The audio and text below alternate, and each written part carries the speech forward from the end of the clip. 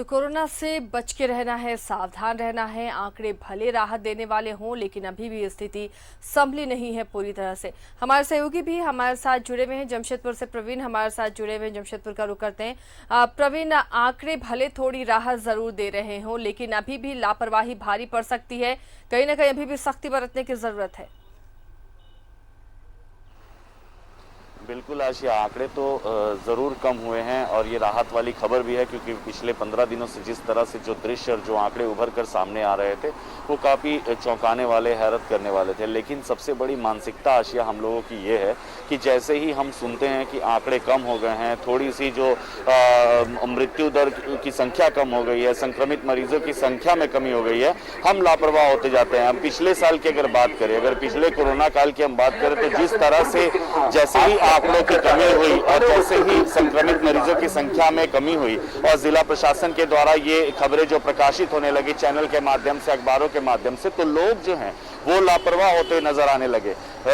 Mask को अपने दिनचर्या से बिल्कुल उन्होंने खत्म ही कर दिया, घर से बाहर निकलने लगे, धड़ल्ले से भीड़ भाड़ वाले स्थानों में जाने लगे। और जिसका जीता जागता उदाहरण इस समय जो हम भोग रहे हैं, जो हमारे समक्ष उत्पन्न है, ये विकराल दृश्य जो हमारे सामने आ गया है कि अब लगातार जो है संख्या में बढ़ोतरी होती जा रही है। तो आंकड़ों के तरफ ठीक है, आंकड़े राहत देने वाली हैं और लगातार जो कोशिशें की जा रही हैं, चाहे वो जिला प्रशासन के द्वारा हो, स्वास्थ्य विभाग के द्वारा, ऐसे प्रत्येक नागरिक की जरूरत है। प्रत्येक नागरिक को, प्रत्येक लोगों को, प्रत्येक व्यक्ति को जरूरत है कि वो अपने सुरक्षित रहे, सजग रहे, अपने साथ साथ और लोगों का भी ख्याल रखे, क्योंकि सारे लोग एक दूसरे के साथ जुड़े हुए हैं। हम अगर टाटानगर रेलवे स्टेशन की बात करें तो कल जो है स्वास्थ्य कर्मी, जितने भी रेलवे के स्वास्थ्य कर्मी की बात करें या फिर जिला प्रशासन के, वो ज्यादातर संक्रमित हो जाने की वजह से संख्या में काफी कमी आ गई, जिसकी वजह से कल टाटानगर रेलवे स्टेशन में जितने भी अन्य राज्यों से जो यात्री आए, वहां उनकी रैपिड जांच नहीं हो पाई। रैपिड जांच नहीं हो पाई, इसका नतीजा ये हुआ कि सारे यात्री जो है वो घर के लिए चले गए, घर को कूच कर गए। तो यात्रियों को भी समझने की जरूरत है कि अगर हम आ रहे हैं और अगर किसी कारणवश अगर हमारा जांच नहीं हो पाया, तो हम जिले में या जिस स्थान पे गए हैं वहीं आसपास कहीं ऐसे क्षेत्र जहां पर जांच हो रहा हो, वहां जांच करवाकर अपने जांच के हिसाब से ही अपने आप को वो ढालें, ताकि उनके साथ साथ जो उनके परिवार के सदस्य हैं वो कम से कम कोरोना की चपेट में नहीं आएंगे, क्योंकि ये बिल्कुल नहीं मालूम कि हमारे इर्द गिर्द खड़ा बैठा व्यक्ति संक्रमित है या नहीं। ऐसे में बहुत बड़ी चुनौती है। और अगर हम कड़ाई की बात करें तो बिल्कुल आशिया, सख्ती तो जो है वो बरतनी होगी, क्योंकि अगर सख्ती नहीं बरतेंगे तो लोग मानने वाले नहीं है। क्योंकि अभी भी जो हम लगातार अपने चैनल के माध्यम से दिखा रहे हैं कि लोग जो है पीछे दुकान से व्यापार कर रहे हैं, व्यवसाय कर रहे हैं, ये दृश्य पूरे जिले में हर वो बाजार में देखने को मिल रहा है। अगर हम चले जाएं 2 बजे से पहले जितने भी गाइडलाइन के तहत जो नियम, जो गाइडलाइन दिया गया है कि इन दुकानों को नहीं खोलना है, ऐसे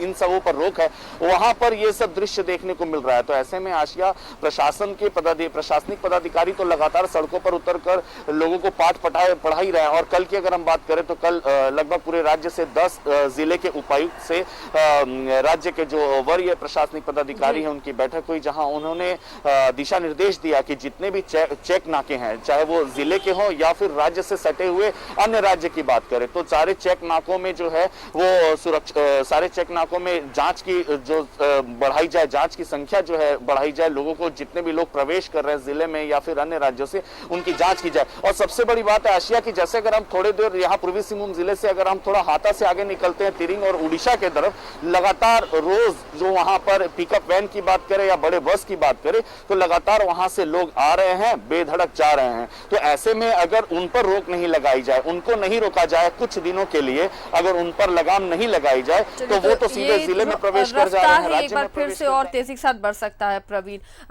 दिलीप से भी जुड़े हुए हैं धनबाद से हमारे साथ। दिलीप का रुख करते हैं। दिलीप, ग्रामीण इलाकों में भी इन दिनों सर्दी, खांसी, बुखार बहुत ज्यादा बढ़ी हुई है, लोग कितने जागरूक है? क्या वो अपनी कोरोना जांच के लिए बाहर आ रहे हैं या फिर झोला छाप डॉक्टरों की शरण में है? सरकार की व्यवस्थाएं ग्रामीण इलाकों में कैसी दिख रही हैं?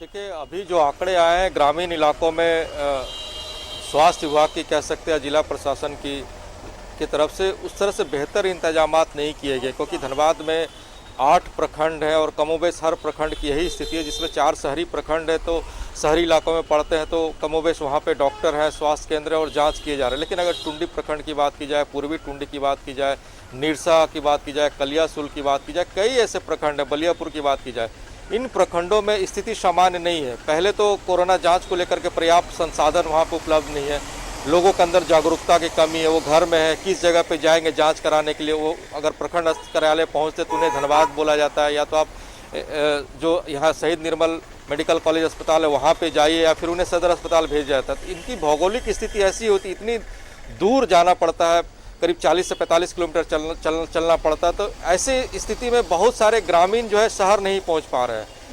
तो एक पहल यहाँ पे भी स्वास्थ्य विभाग को, जिला प्रशासन की करने की जरूरत है। एक विशेष कैंप का आयोजन किया जाए, अगर प्रत्येक दिन नहीं तो सप्ताह में कम से कम 2 दिन ग्रामीण इलाकों में स्वास्थ्य विभाग के लोग जाए और वहीं पे स्वैब कलेक्शन करें और उनकी जांच रिपोर्ट उन्हें सौंपे। तो ऐसी कोई व्यवस्था नहीं की जा रही। हालांकि ग्रामीण क्षेत्रों से भी कई लोग कोरोना संक्रमण सामने आ रहे हैं, और जब सामने आते हैं तब गांव में विशेष टीम पहुंचती है, जांच करती है, और जो जांच में कोरोना पॉजिटिव पाए जाते हैं उनका इलाज वो करते हैं और हिदायत दे करके आते हैं।